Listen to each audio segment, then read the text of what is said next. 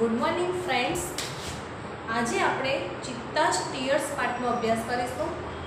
ધોરણ 9 યુનિટ 1 ચિત્તા જ ટીયર્સ. આ પાઠની અંદર એક ચિત્તાના ફેમિલીની વાત કરવામાં આવી છે, જેમાં ચિત્તો પોતે પોતાના બચ્ચાઓ માટે કેટલો હેરાન થાય છે. ટીયર્સ એટલે કે એના આંસુ, એના વિશેનો પાઠ છે. તો આપણે પાઠ જોઈએ છે ચોપડીમાંથી ફર્સ્ટ પેજથી. તો long long ago, long long એટલે કે ઘણા સમય પહેલાની વાત છે.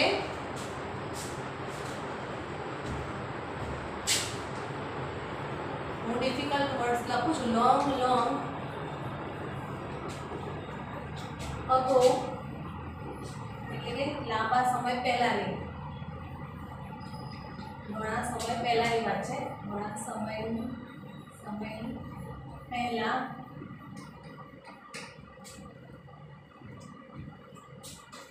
ઝુલુ હન્ટર.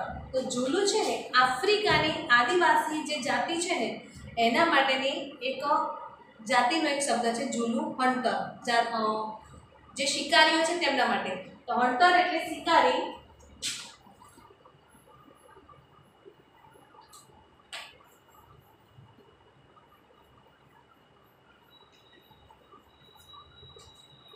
ઘણા સમય પહેલાની વાત છે, જેમાં ઝુલુ hunter was sitting under a tree. આજે શિકારી હતો એ ઝાડની નીચે. અંડર એટલે નીચે, અંડર એટલે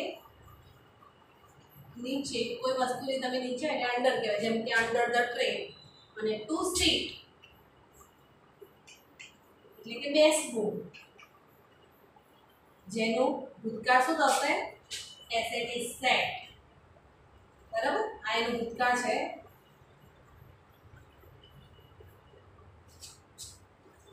His name was Eddie.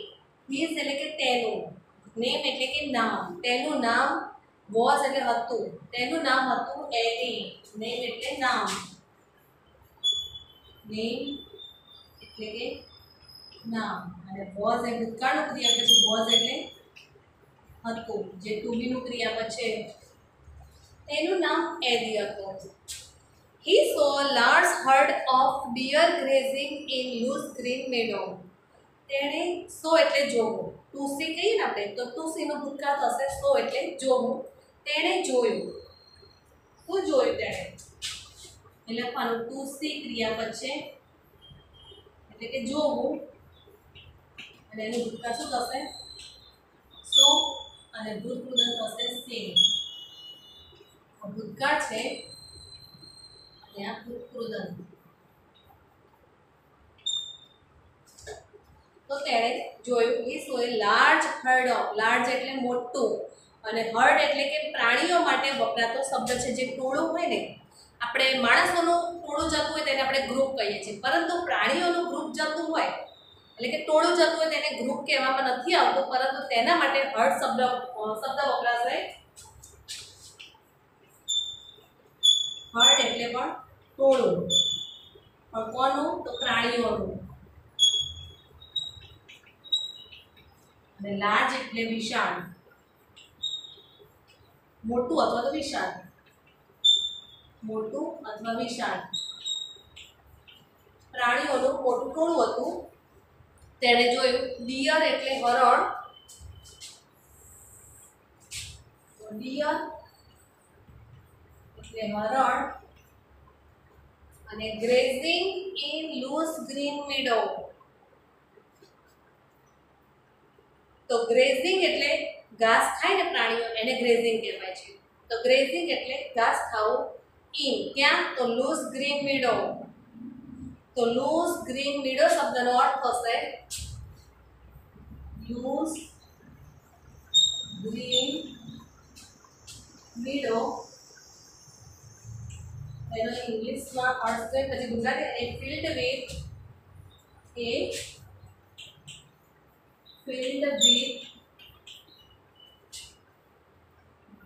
very well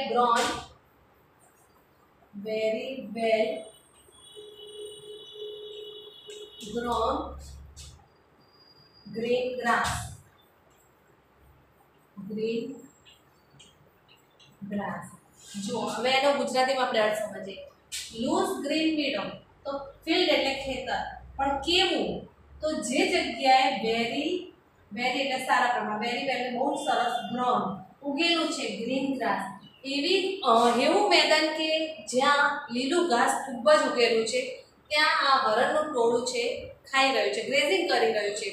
અને તે જગ્યાએ પેલો હન્ટર જોઈ રહ્યો છે આ બધી વસ્તુઓને. ફરીથી એકવાર. Long long ago Zulu hunter was sitting under a tree. ઘણા સમય પહેલાની વાત છે કે જુલુ હન્ટર છે તે એક વૃક્ષની નીચે બેઠો હતો. હિઝ નેમ વોઝ એડી. તેનું નામ એડી હતું. He saw a large herd of deer grazing in loose green meadow. તેણે જોયું કે હરણોનું એક ટોળું છે તે એક સારા એવા ઘાસના મેદાનમાં ચરી રહ્યું છે. He said to himself. Himself એટલે માણસ જ્યારે પોતાની જાતને કહે ને તો એને himself કહેવાય. અહીંયા એડી છે એટલે એના માટે himself વપરાય. છોકરી હોય તો herself વપરાય. પોતાની જાતને કહેવું, પોતાની જાતને કહેવું, બરાબર. He said એટલે કહેવું. તે પોતાની જાતને કહે છે. These deer are really wonderful. જો THESE શું છે? બહુવચન છે. કોનું? તો these, THIS. આ બહુવચન છે અને આ એકવચન છે. બહુવચનનો શબ્દ જોઈ શકો તમે. ધીસ પછી પાછું ડિયર્સ આપ્યું છે. ધીસ ડિયરનું બહુવચન ડિયર જ થશે. ડિયર પછી આર આપ્યું છે. આર આવે એટલે સમજી શકીએ કે આપણે ઘણા બધા છે. રિયલી એટલે ખરેખર. વન્ડરફુલ એટલે અદ્ભુત અથવા તો બહુ જ સુંદર છે. But I have to run a lot to catch one of them. પરંતુ મારે આટલા બધામાંથી જો એકને પણ પકડવું હશે ને તો મારે એની પાછળ ઘણું બધું દોડવું પડશે. રન એટલે દોડવું અને લોટ એટલે પુષ્કળ પ્રમાણમાં. ટુ કેચ એટલે પકડવા માટે. ટુ કેચ એટલે પકડવું. ટુ કેચ એટલે પકડવું અને લોટ એટલે પુષ્કળ પ્રમાણમાં. લોટ એટલે પુષ્કળ. મારે તેની પાછળ પુષ્કળ પ્રમાણમાં દોડવું પડશે જો મારે એકને પણ પકડવું હશે તો. કેચનું ભૂતકાળ થશે caught, CAUGHT અને ભૂતકૃદંત પણ caught થશે. Can't there be an easy way to get one? Easy એટલે સરળ. શું ભગવાને સરળ રસ્તો નથી બનાવ્યો? અથવા તો કંઈ એવો ઈઝી રસ્તો નથી. ઈઝી એટલે સરળ અથવા તો સહેલો, જેનું વિરુદ્ધાર્થી શું થશે? ડિફિકલ્ટ.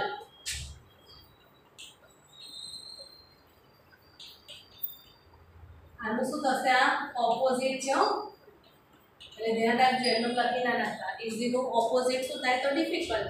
કે જે કોઈ એવો સરળ રસ્તો નથી કે હું વગર મહેનતે આમાંથી જલ્દીથી એકને પકડી લઉં. એકવાર ફરીથી આપણે આ બે લીટીઓ જોઈ લઈએ છીએ.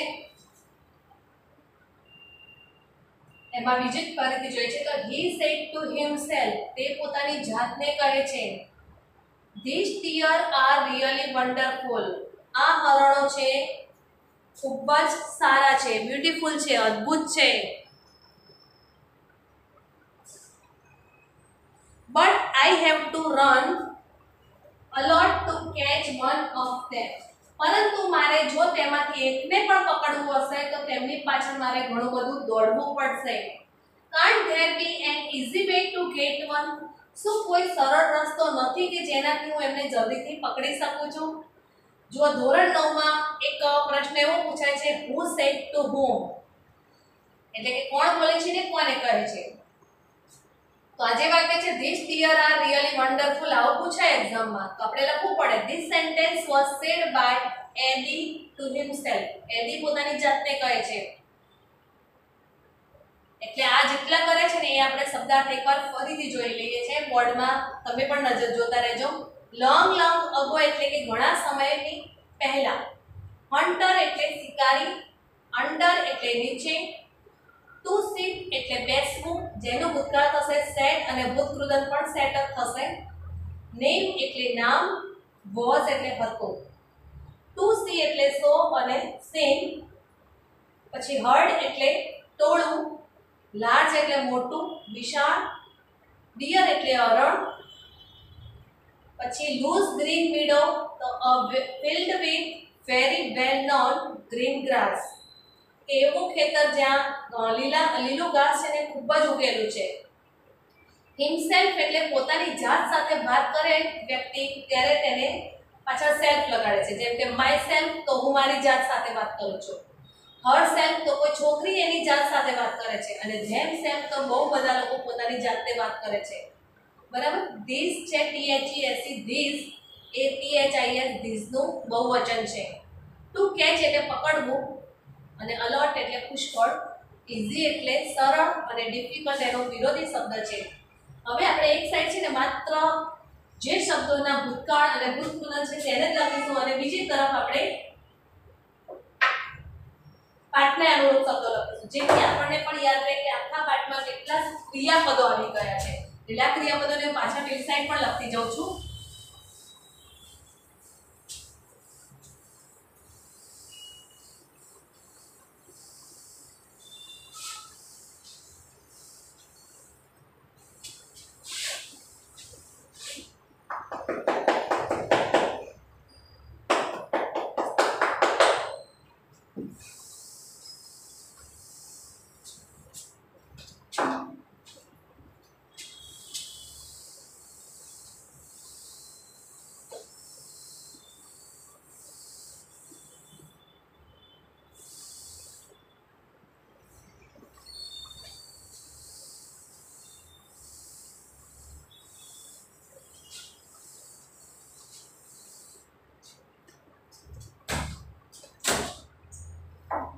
સૌથી પહેલા તો અત્યાર સુધીમાં આવેલા છે ને એ બધા જેટલા ક્રિયાપદો છે ફાઇવ પાડતો છું કે આ બાજુ એક બાજુ આપણે ખાલી ડિફિકલ્ટ વર્ડ્સ આવે છે એ લખીશું અને આ બાજુ V1 એટલે ક્રિયાપદનો મૂળ રૂપ, V2 એટલે ક્રિયાપદનું ભૂતકાળનું રૂપ અને V3 એટલે ભૂતપૂર્વ.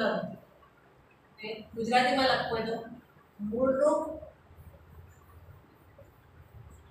ભૂતકાળ અને ભૂતપૂર્વ. પાઠમાં જે જે આવતા જશે ને એ પ્રમાણે લખી દઈશું. તો આગળ ટુ નથી આપણે લગાડતા, પહેલેથી જે છે લખી દઉં છું. આગળ પહેલું આપણે લખી દઉં ટુ સી, તો એનો ભૂતકાળ થશે સેટ અને ભૂતપૂર્વ પણ સેટ. ત્યાર પછી બીજો શબ્દ છે સી, તો એનો ભૂતકાળ થશે સો અને ભૂતપૂર્વ થશે સીન. પછી કેચ, તો CAUGHT એ ભૂતકાળ છે અને એનું ભૂતપૂર્વ પણ CAUGHT. તમે પણ આવી રીતે લખી રાખજો કે જેથી તમારે પણ તૈયારી થાય. થોડાક વચ્ચે લખશો એના કરતાં એવા પેજ ઉપર લખો કે દરેક પાઠના છે ને એક સાથે બધા થતા જાય. અને તમારે આ તૈયાર કરવી બહુ જ જરૂરી છે આ રૂપો, કારણ કે ઇનડાયરેક્ટ સ્પીચ છે, એક્ટિવ પેસિવ વોઇસ બધામાં જરૂર પડશે. તમને સેટ આપે તો ઓળખતા આવડવું જોઈએ કે કયા કાળમાં છે, માટે તૈયારી કરવાની છે તમારે. ત્યાર પછી જુઓ હી સેડ ટુ હિમસેલ્ફ, પછી સડનલી હી સો અ ફિમેલ ચિત્તા. સડનલી એટલે એકાએક, ડિફિકલ્ટ વર્ડ અહીંયા લખું છું. સડનલી એટલે એકાએક અથવા તો અચાનક, એકાએક અથવા અચાનક. હી એટલે કોણ? એની. સો એટલે જોયું. બરાબર. અ ફિમેલ ચિત્તા, ચિત્તા હોય ને એમાં મેલ અને ફિમેલ બંને હોય, અને ફિમેલ એટલે નારી જાતિ. ફિમેલ એટલે નારી જાતિ. હજુ તો તે પેલા હરણોને પેલા મેદાનમાં ચરતા જોવે છે, ઘાસ ખાતા, એટલામાં તો તેણે જોયું કે ફિમેલ ચિત્તા આવી રહી છે તેની તરફ, એટલે કે પ્રાણીઓ તરફ જાય છે. ક્રોલિંગ સાયલન્ટલી, તો ક્રોલિંગ એટલે કે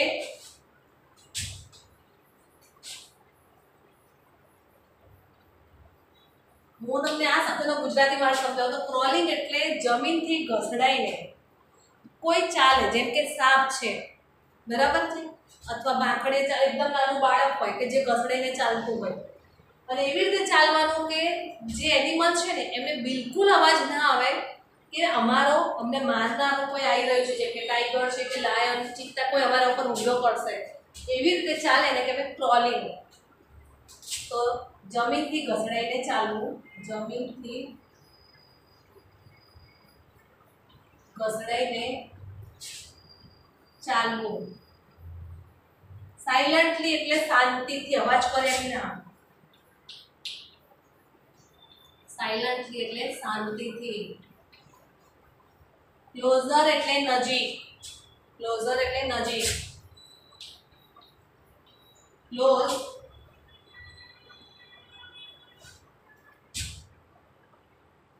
એટલે નજીક, ક્લોઝર એટલે પણ નજીક. એ પેલું ડિગ્રીનું થશે. સાંભળો હવે, ચિત્તો છે ને બિલકુલ અવાજ કર્યા વગર જમીનને ઘસડાઈને ચાલી રહ્યો છે, જેથી ડિયર છે જે એમને બિલકુલ ખબર નથી કે ચિત્તો અહીં આવી રહ્યો છે, અમને મારી નાખશે, અને જરા પણ ડર્યા વગર તે લોકો પોતાના જેવો પણ મૂડ છે એમાં શાંતિથી ઘાસ થઈ રહ્યા છે. આપણે કહીએ છીએ એમને એકબીજાને કે આ મારો ક્લોઝ ફ્રેન્ડ છે, અથવા તો મારો નજીકનો ખાસ ફ્રેન્ડ છે, તો એને આપણે ક્લોઝ ફ્રેન્ડ કહી શકીએ. ક્લોઝ ફ્રેન્ડ એટલે નજીકનો ફ્રેન્ડ, અને બેસ્ટ ફ્રેન્ડ એટલે એવો ફ્રેન્ડ જેને આપણે કહીએ જે આપણને વિશ્વાસ છે કે આપણો આ ફ્રેન્ડ કોઈને કંઈ કહેવાનું નથી, એટલે પણ બંનેમાં ડિફરન્સ છે. અથવા ક્લોઝ નેબર, નજીકના જે હોય ને એને કહેવાય છે. ટુ ધ ગ્રેઝિંગ એનિમલ્સ, શાંતિથી જાય છે, પણ ક્યાં જઈ રહ્યો છે? જ્યાં બધા એનિમલ્સ ગ્રેઝિંગ કરી રહ્યા છે ત્યાં. Then she left and caught a deer. Then એટલે પછી.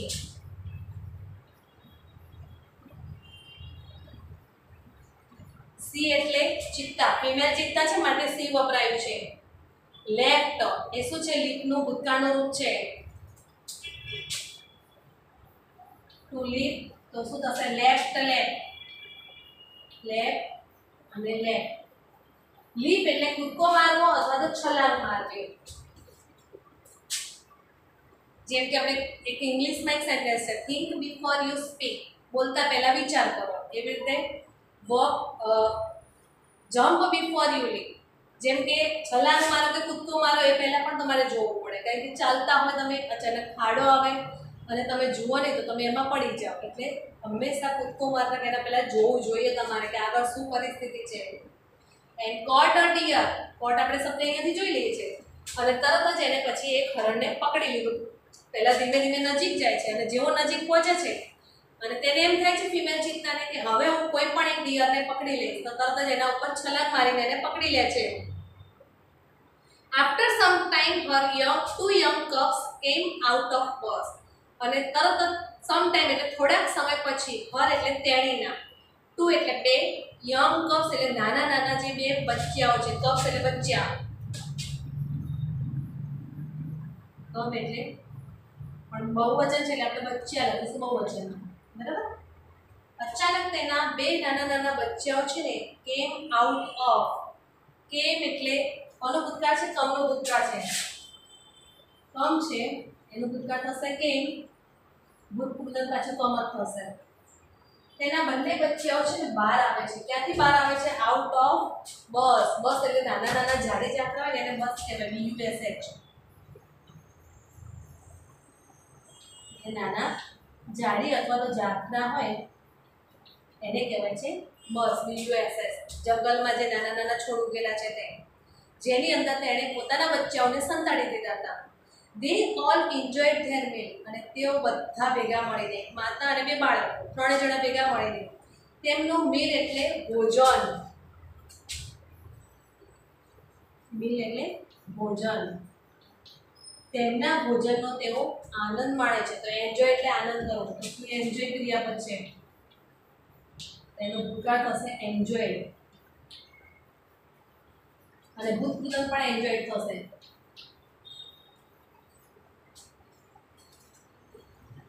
They all enjoyed their meal. Their એટલે તેઓનું, ત્રણે જણા છે માટે તેઓનું. એકવાર ફરીથી આપણે આ પેરેગ્રાફ જોઈ લઈએ છીએ. Suddenly he saw a female cheetah crawling silently closer to the grazing animals. અને અચાનક તેમણે જોયું કે એક ફિમેલ ચિત્તા છે ને તેમની નજીકમાં આવી રહ્યો છે. Then she left and caught a deer. પછી તે તેમના ઉપર કૂદકો મારે છે. લેફ્ટ એટલે કૂદકો મારે છે અને તેમાંથી એક ડિયરને પકડી લે છે. આફ્ટર સમ ટાઈમ, થોડાક સમય પછી, her two young cubs came out of the birds. અને થોડાક સમય પછી તેમના બંને બચ્ચા છે એ છુપાયેલા હોય છે જાળીમાં, ત્યાંથી બહાર આવે છે. They all enjoyed their meal. અને તેઓ બધા ભેગા મળીને પોતાનો જે ખોરાક છે ને તેનો આનંદ માણે છે. ત્યાર પછીનો ફકરો આપણે જોઈશું. ક્રિયાપદો પૂછવાના નથી કારણ કે આગળ ઉમેરવાના જ છે, એટલે આ તો જોતા જ જવાનું છે તમારે. દર વખતે જેટલી વાર વાંચશો ને એટલું તમને જ સારું ફાવશે અને યાદ પણ રહેવા જોઈએ. દરેક પાઠમાં લગભગ આવતા જશે મોટાભાગના ક્રિયાપદો. એડીઝ આઈઝ બ્રાઇટન્ડ. એડીની આંખો શું થઈ ગઈ? એકદમ બ્રાઇટન્ડ એટલે પોળી થઈ ગઈ. આઈઝ એટલે આંખો.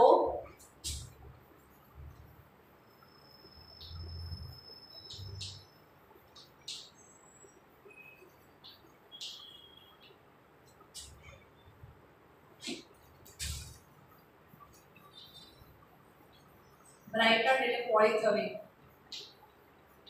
અથવા તેજસ્વી થવી એ અર્થમાં રહે છે. એકદમ આપણે કંઈ ધાર્યું ના હોય ને કંઈ બને ને, અને જેવું આપણે આંખોમાં ફેરફાર થાય છે એવું એડીને થાય છે. They sparkled with an idea. To spark. To spark. Spark એટલે તણખો. Spark એટલે તણખો અને sparkled એટલે ઝબૂકવું. તેના માઇન્ડમાં તરત જ એક વિચાર આવી જાય છે. આઈડિયા એટલે વિચાર.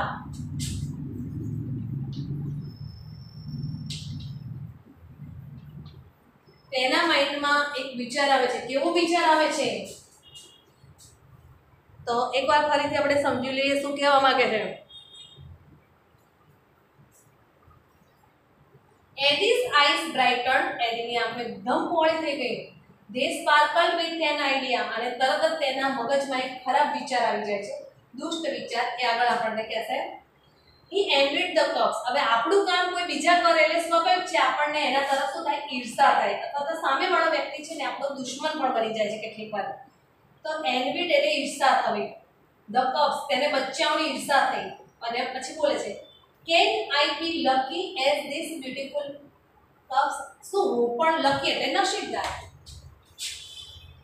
લકી નસીબદાર. કેન એટલે હોવો. શું હું પણ આવો નસીબદાર છું? These beautiful cubs.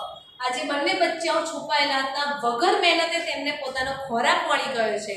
તો શું હું પણ આ બચ્ચાઓને જેમ નસીબદાર ના બની શકું? They got their food without any effort. They એટલે તેઓ અને got એ ગેટનું ભૂતકાળ છે. To get એટલે મેળવવું અથવા પ્રાપ્ત કરવું, જેનું ભૂતકાળ થશે ગોડ અને ભૂતપૂર્વ પણ થશે ગોડ. કે તેઓ પોતે વગર મહેનતે પોતાનો ખોરાક મેળવી રહ્યા છે. ફૂડ એટલે ખોરાક. ફૂડ એટલે ખોરાક. એફર્ટ એટલે વિધાઉટ એની એફર્ટ. એફર્ટ એટલે મહેનત. પરંતુ પાઠના ગુજરાતીમાં શું છે? વિધાઉટ છે. વિધાઉટ એટલે વગર. વિથ હોય તો વડે, પણ વિધાઉટ એટલે વગર અથવા વિના. વગર અથવા તો વિના. બિલકુલ મહેનત કર્યા વિના તેઓ તેમનો ખોરાક મેળવી રહ્યા છે. Can I have a hunter like their mother? શું મને પણ જેમ બચ્ચાઓ માટે તેમની માતા શિકાર કરે છે એમ મારા માટે પણ આવો કોઈ શિકારી ના હોઈ શકે, અથવા એમની માતાના જેમ? He thought. Thought એટલે વિચારવું. think નો વિચાર છે. thought વિચારવું. to think છે ને એ જ ક્રિયાપદ છે. તો to think જેનું ભૂતકાળ થશે thought. અને એનું ભૂતપૂર્વક પણ થોટ લખવો છે, THOUGHT.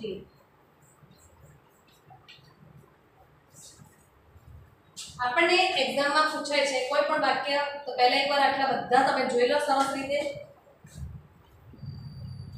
આપણે એકવાર ફરીથી બધું જોઈ લઈએ છીએ.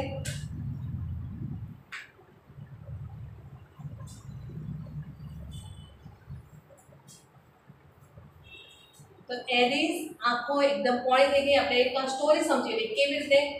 તો જ્યારે એરી પોતે વિચારતો હોય છે અને પેલા એનિમલ્સને જોઈ રહ્યો છે, ડિયરને ઘાસ ચરતા, અને એને એમ થાય છે કે શું મને આમાંથી કોઈ મળી જાય તો કેટલું સારું. અને અચાનક એક ફિમેલ ચિત્તા આવે છે અને ફિમેલ ચિત્તા આવીને તેના ઉપર હુમલો કરે છે, પેલા ડિયર ઉપર, અને એક ડિયરને પકડી લે છે અને મારી નાખે છે. અને પછી તેના બંને બચ્ચાઓ છુપાયા હોય છે ત્યાંથી બહાર આવીને પોતાનો ખોરાક આરોગે છે. એટલે કે એરીને એમ થાય છે કે મારા માટે પણ કોઈ આવો શિકારી હોય તો કેટલું સારું, મને પણ વગર મહેનતે મારો ખોરાક મળી જાય છે. અને માણસના મનમાં વિચારો બહુ જ ખરાબ છે, દુષ્ટ છે, એને કંઈ જ કામ કરવું નથી અને વગર મહેનતે વસ્તુ મેળવવી છે, માટે પોતે આવા ખરાબ વિચારો અનુભવે છે. હવે આપણે આટલે સુધીમાં જોઈ લઈએ છીએ કે પરીક્ષામાં કે તમને વાક્ય પૂછાય તો તમે કેવી રીતે લખશો એનો આન્સર. કેવી રીતે પૂછાઈ શકે છે હું તમને સમજાવું છું. ધારો કે હુ સેડ ટુ હુમ પૂછાય છે તમારા એક્ઝામમાં. હુ સેડ ટુ હુમ, આવો પ્રશ્ન પૂછાય છે. હુ સેડ ટુ હુમ ગુજરાતી થશે કોણ બોલે છે ને કોને કહે છે. ધારો કે એક વાક્ય હું તમને લખીને સમજાવું છું. આવું વાક્ય એક્ઝામમાં પૂછાયું, can I be lucky as this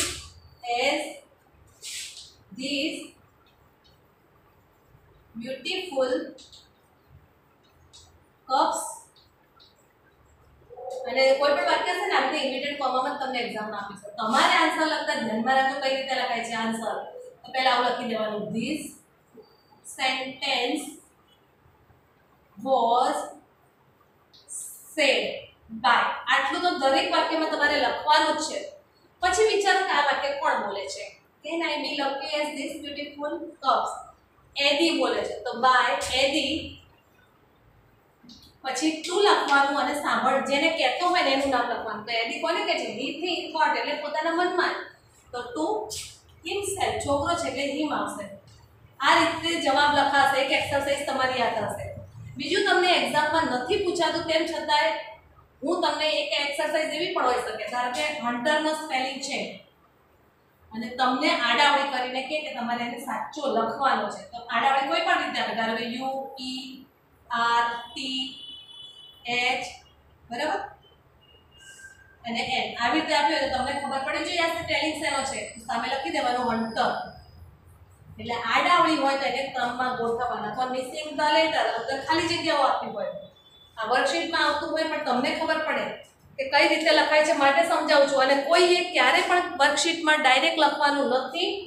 એક પેજ લેવાનો છે ને એની અંદર જ આ બધા લખવાના છે. તમારે એક્ઝામમાં તો માત્ર ફકરો આપશે અને ફકરાની નીચે પ્રશ્નો હશે એમાંથી જ જવાબ રાખવાના છે. આજના વિડીયોમાં આપણે અહીંયા સુધી જ રાખીએ છીએ અને તમે વારંવાર વિડીયો જોતા રહેજો અને સમજતા પણ રહેજો. ત્યાર પછી આપણે આજે શબ્દો લખેલા છે ને ક્રિયાપદ V1 V2 અને V3, તો એની ચર્ચા એકવાર ફરીથી કરી લઈએ છીએ જેથી તમને પણ ખ્યાલ આવે. જો ક્રિયાપદ જેટલા અત્યાર સુધી આવી ગયા છે તો નહીં બોલીએ આપણે તો ચાલશે. V1 V2 અને V3. તો V1 એટલે મૂળ રોગ, V2 એટલે ભૂતકાળનો રોગ અને V3 એટલે ભૂતકૃદંત.